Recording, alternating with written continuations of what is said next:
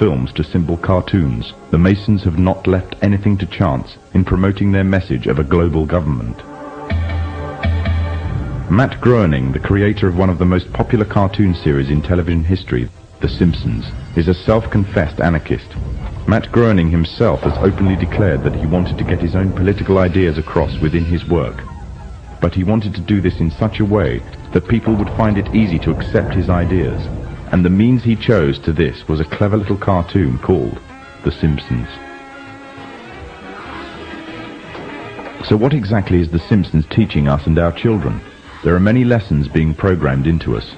These include disregard for authority, either parental and governmental, that bad manners and disobedience is the way to attain status amongst people, and that ignorance is trendy and cool, whereas knowledge is unfashionable. However, what is especially worrying is the Masonic undertones of one episode in particular.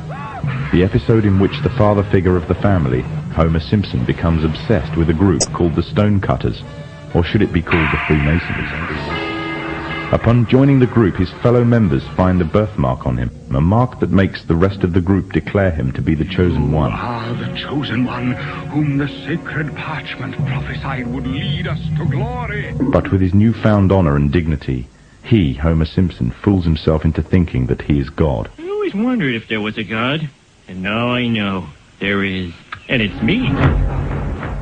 Some may dismiss it as nothing more than a children's cartoon, a bit of harmless fun. But the influence it has on audience makes it a very effective means of propaganda, indoctrinating a people without them even realizing. Its very creators admit that they are propagating their political ideas to the audience in a covert manner. Ideas spread through the domestic television can reach a far wider audience than movies and cinema. And it is through this media that a new concept is being introduced. The concept of one global leader. Famous for his novel The Jungle Book, Rudyard Kipling, another Freemason, wrote a book called The Man Who Would One Day Be King. This was later made into a big-budget Hollywood film, starring the likes of Sean Connery, Michael Caine, and Saeed Jaffari. The book is the story of two soldiers that journey to a country on the edge of India, a country that was once rumored to contain great riches, that once belonged to Alexander the Great.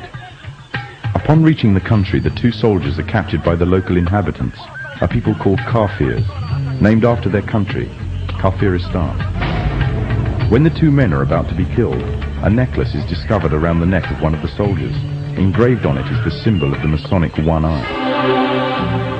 The Kafirs revere him as their god and attribute to him the divine attribute of immortality. The man himself first regards himself as a king, and then in his newfound power begins to regard himself really as being a god. From the Muslim perspective, if not that of others, the similitudes that can be drawn from this story are very interesting. The Muslim scriptures, called Hadith, contain many prophecies of the Prophet Muhammad. In these, it is prophesied that a man would arise from amidst the Kafirs, which means infidels in Islam, who would be recognized by his one eye and would be made a world leader, claiming first to be a king and then later to being God, and that he will seem immortal until an appointed time. In another film, the concept of global leader and global government is also strongly propagated. In 1996, the film Independence Day broke all box office records, becoming the 7th highest-ranking film of all time. It entranced audiences around the world with a fictional story of an alien invasion on Earth. However, deep within the film's subliminal messages can be found, indicating the Freemasonic presence and the Freemasonic agenda. In the film, there is a military base known as Area 51. It is from here that the military offensive is launched, on which the salvation of the whole world and the future of its inhabitants depends. The entrance to this installation is a pyramid, on which is engraved the symbol of the one eye. The film shows the USA as the forerunner in establishing a global offensive, involving all the nations of the world, an offensive which is devised, controlled and commanded by one man, one overall leader. The film is part of an upsurge in an upsurge of films and television serials on the topics of aliens, UFOs, and invasions threatening the whole of mankind. These are gradually fueling the growing interest and public unrest on the issue. This is just one of the many ways in which the Freemasons are paving the way for their global government. The Freemasons are using a number of approaches to drive fear into the hearts of the masses, I occasionally think how quickly our differences worldwide would vanish if we were facing an alien threat from outside this world.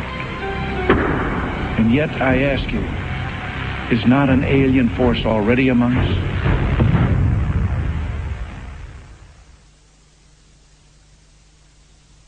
Other tactics that the Masons are using in order to bring about a one-world government and the need for a global security force controlled by them is to allow crime rates to soar, thus creating fear for personal and national security. The drugs industry, according to official estimates, is in terms of monetary value one of the largest industries in the world. The countries of the world are currently involved in trying to solve this problem on a national and international scale. The United States, for example, has a huge and growing drugs problem, the direct result of which has been soaring crime rates, which continue to increase at an alarming rate. Backed by the growing levels of public demand for tougher action, the government has justification to use heavy-handed, overt and covert operations to combat the drugs problem and satisfy public opinion. However, certain disturbing facts about the American drugs war throw a shadow of doubt upon its credibility and the motives of the government.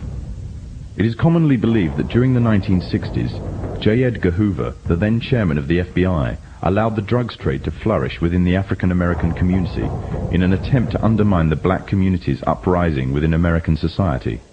During the 1980s, with the threat of communism taking over Central America, money was urgently required to finance the rebellion movement against communism, and to raise this, the CIA allowed drugs to be traded into America. Revelations by the American Senator, Jack Bloom, who was part of an investigatory committee into the matter, confirms this. The pathetic justification given by the FBI for using drugs to subdue the African American community in the 1960s was that the black uprising was in actual fact a communist attempt to undermine America's involvement in Vietnam. During the Contra Wars in the 1980s, the scapegoats used to justify the flow of drugs into America were once again the communists. However, today the threat of communism no longer exists, yet the drugs trade is still flourishing in America, and the trade in international drugs trafficking is soaring, raising the question as to why. In the course of the Contra War, the United States, as a matter of policy, abandoned drug law enforcement, looked the other way at the kinds of conditions we were creating that enhanced the ability of traffickers to move dope into the United States, and in effect allowed a drug trade to flourish, all to support the Contra movement and to support the war. Historically, the Freemasons have used or created problems within society to turn and manipulate events in accordance with their agenda. The rising drugs problem in America gives the authorities of all the justification needed to use stronger, heavy-handed tactics on an even wider scale.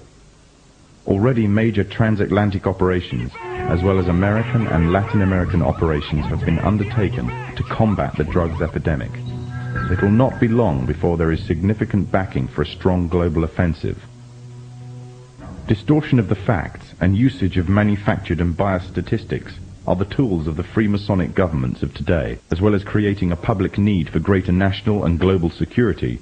Rising rates of crime, drug abuse, and the increasing threat of terrorism act to serve the purpose of promoting greater control of the masses. Control of the masses means the complete control of every aspect of human life.